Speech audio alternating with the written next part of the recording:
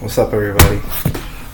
Today is the last day of May 2022. This is 403 Sportstalk 359. Today we're going to continue with the NFL's 32 and 32. We land in the AFC North. We're going to talk about the Baltimore Ravens. Yesterday was a good Memorial Day. I hope it was for you and your family and everybody. Hope y'all enjoyed it. Festivities, no school, whatever. All the MIAA tournaments were off Monday, but they resume very promptly Tuesday afternoon. Let's get this episode started, shall we? And we'll start with Western Mass Sports and previewing all of the day's MIAA action. Taconic went 19-1 this season, boasting one of the best records in the state.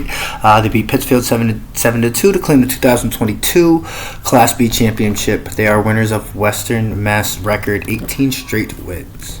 For girls of lacrosse, we have Wacona at East Longmeadow for the Class B semifinals.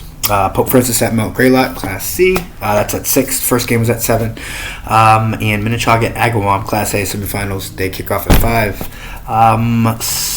Softball, Wacona at Hampshire, the Class B finals. Wacona's 19-1. Hampshire 18-2. This is going to be a crazy game. And Hoosick Valley, they're 5-4. They get a chance to play Turner's Falls for the Class D championship. So good luck there to all the student athletes involved. Now we're talking baseball. West Springfield at Westside for the Class A championship game. That's at 4 p.m. Volleyball, we got West Springfield at Westfield again for the Class A championship. That's at 7. And Southwick at Frontier. It's going to be a good one. That's it for volleyball. And lacrosse, as you know, it's going to be a big day with the MIA stuff. Munson at McCann Tech, Westfield at Minnetonka, East Longmeadow at Pope Francis, and game of the week, St. Mary's at Lenox. That's the Class C semifinals. And South Hadley at Wacona, the Class B semifinal. The other Class B matchup is East Longmeadow at Pope Francis. The Class C one, the second Class C one is Munson at McCann Tech, and the other remaining Class A game is Westfield at Minnetonka. So there we go for lacrosse. And that's it for Western Mass Sports. NHL, the Rangers over the Carolina Hurricanes 6-2. New York Rangers have won the series 4-3, and they move on to the Eastern Conference Finals. Can't wait for that. That's it for NHL. NBA 2022 NBA Finals are 2 days away. I really hope that the Warriors beat the fuck out the Celtics. The Celtics do not deserve to be where they're at. I hate them, and I hope Curry never misses a 3. I hope they invent a 4-point shot because of his ass. Anyway, that's it for the NBA. MLB doubleheader we're going to start with first is Milwaukee at Chicago. Milwaukee won the first one 7-6, and the second one also 3-1. Detroit over Minnesota 7-5. St. Louis over San Diego 6-3. San Fran over Philly 5-4 in 10 innings. It's another game that Philly fucked up on. Houston over Oakland 5-1. Cleveland over Kansas City 7-3. Baltimore over Boston 10-0. Ouch. Mets over the Nationals 13-5. The fucking New York Mets are on fire. And the Pittsburgh Pirates over the LA Dodgers 6-5. That's it for your professional stuff. Now NFL 32 and 32. Baltimore Ravens as promised. Here we go. Here's my take on them. Justin Tucker literally became the greatest of all time kicker and the GOAT kicker in NFL history with a 67-yard banger to win 1916 against the lowly Detroit Lions. I know. Other than that, quarterback Lamar Jackson caught COVID twice, among other things. That this offensive line was extremely underwhelming, fell apart when it mattered most, and often at times for Lamar those times were bad. They finished 8-9 in the inaugural 17-game season, which was good enough for 4th place in the AFC North. Now let's see what they fished up for the draft to help the debacle that was last year. First round, 14th overall, he went with Notre Dame's own Kyle Hamilton, one of my favorite safeties. As I said in the top 10 safeties list when I was doing that, this guy's a generational talent. The size and speed ratio are most definitely off the charts as he runs a 4.39 40-yard dash at 6'4", 217 pounds. He does everything that coaches like with a non-stop motor, a high football IQ, so it shouldn't take long for him to digest and internalize this playbook. And he's going to be an almost immediate star, I'd say, as his ball skills will show, and his overall as his skills show and develop. I can almost guarantee that we will see him in packages as right outside linebacker. Baltimore defensively, they love to slice and dice and mix it up. So he will be penciled in on all the different spots along the defense, just like he did in college.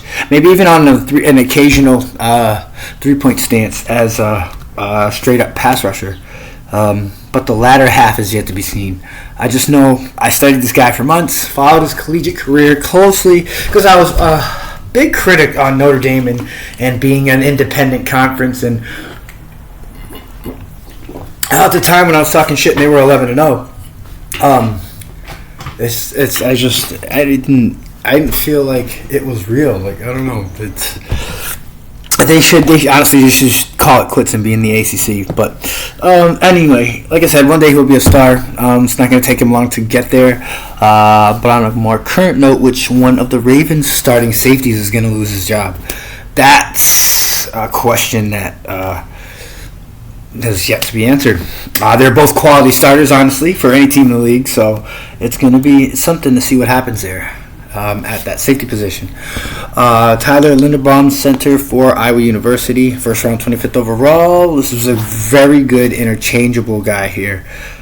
He just was a tad bit too small to play offensive tackle. And traditionally, so he will float between the two guard holes, maybe sometime at center. Even if Matt Skura gets hurt or loses his job, then Ty could fit right in at center. Very athletic. He's a demon in the run game, always looking for extra work. Great use of his hands, very aggressive, loves to hit motherfuckers too. So you gotta like that in your one day starting offensive lineman. Great pick here, no problem with this one.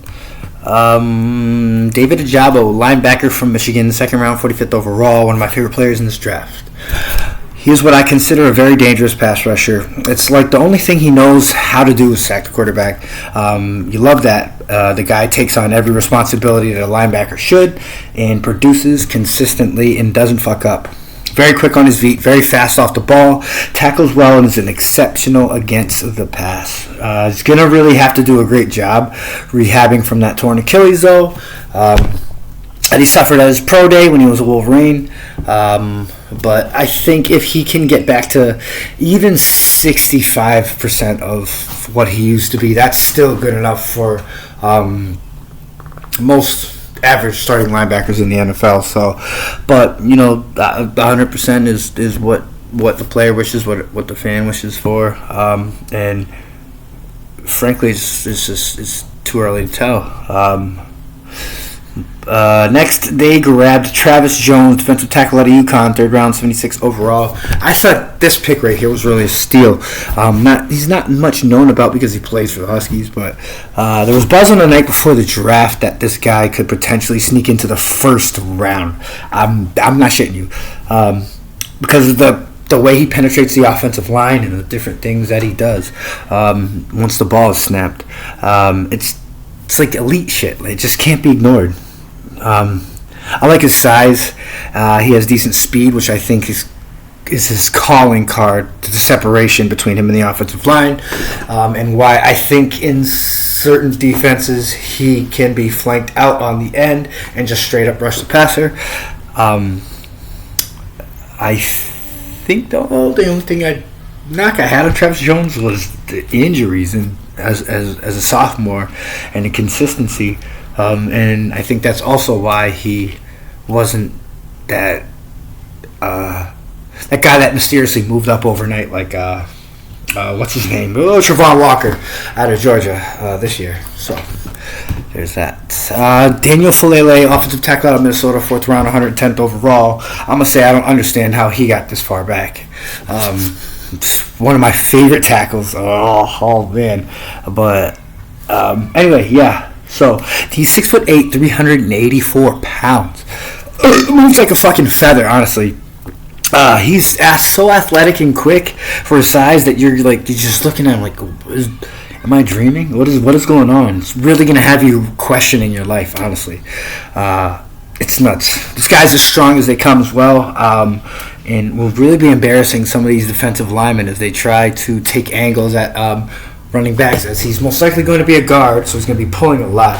And in the Shanahan run system, in which I believe 18 or 19 teams in the league are running right now, he is the guy that's going to come around when they pull left and smack that lineman right in the face, or the linebacker that thinks he's going to kind of sneak in and nah, he ain't having it. Especially when he gets his wits about him and see if he can sneak into the starting lineup of that Baltimore Ravens offensive line. I don't really think so. They're okay at tackle, especially with Orlando Brown Jr. and the career that he's having, especially the last 3 seasons. So there's no need to rush him. You know, if you want to sit him and have him learn the ropes a little bit, that's cool too. But it's not the end of the world if he has to step in for somebody that's injured. Jalen Amore Davis, corner from Alabama, 4th round, 119th overall. It's the first Bama player that I really don't know shit about. Tight end Charlie Kohler out of Iowa State went in the 4th round, 128th overall. Decent to get, Mark Andrews, some backup time, a good backup actually, so that now the Ravens can run that 2 tight end system that everybody loves. Jordan Stout, the punter from Penn State, 4th round, 130th overall, and Isaiah Likely, tight end out of Coastal Carolina, 4th round, 139th overall. I heard he ran like a 4.36 or something like that. Don't know too much about him, but he's another guy, a star next to, that I'm gonna look up on my own time. Demarion Williams, corner out of Houston, 4th round, 141st overall. His Saban, not Howard. The guy that plays on the left side of him. That I thought was going to go in the 1st round. He's so pro ready, and size and speed and everything, and the ball skills are off the charts. That's his running mate right there. And the final pick in the 6th round, 196 overall, Tyler Beatty, halfback out of Missouri. You guys know that Missouri team was just all about speed this year, and you can take a look at Tyler Beatty and the rest of that offense. See them on YouTube, and that's kind of like where I start when evaluating guys and looking at everything, highlights, game tape, then all that. And there was your Ravens draft, and episode 359 is done. Love you all, wishing out health, all the success, and we'll see you tomorrow, episode 360, doing the Cincinnati Bengals. Gotta see it, and hope you guys have a good day.